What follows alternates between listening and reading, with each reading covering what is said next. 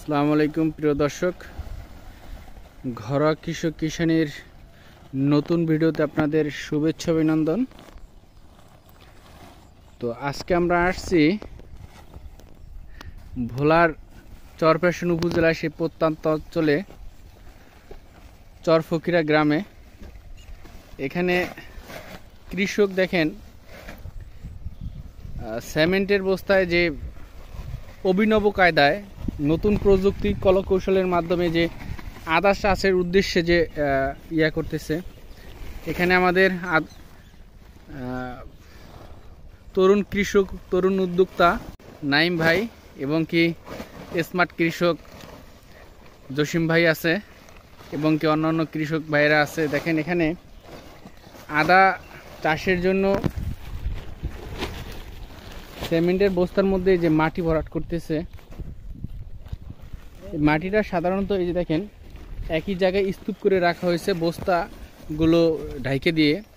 এর মধ্যে জৈব সার এবং কি বিভিন্ন রাসায়নিক সার আছে, urea, TSP, potash, phosphorus, magnesium,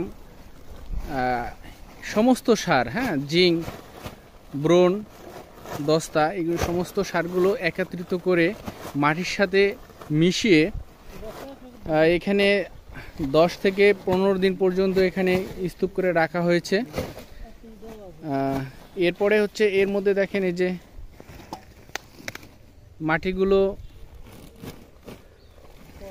ঢুকাচ্ছে এবং এই ভরার পরে এর মধ্যে আদা রোপণ করা হবে। দেখেন আদা একটি লাভজনক একটি ফসল, এটা কন্দক জাতীয় ফসল। সাধারণত এটা খুবই উচ্চ মূল্য লাভবান লাভজনক একটি ফসল।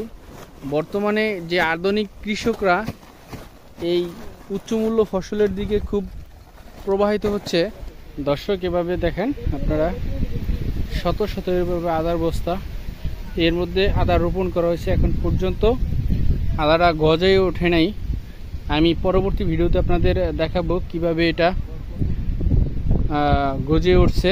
এটা উপরে মালচিং করা হয়েছে দেখেন, যাতে রসটা, আর্দ্রতাটা, মাটির যে আর্দ্রতাটা, এই আর্দ্রতাটা ধরে রাখতে পারে, এই জন্য মালচিং করা হয় সাধারণত। দেখেন একদম শত শত এভাবে শত শত। এখন এর মধ্যে আদা দেওয়া হয়েছে কিন্তু মালচিং করা হয়নি এগুলোতে।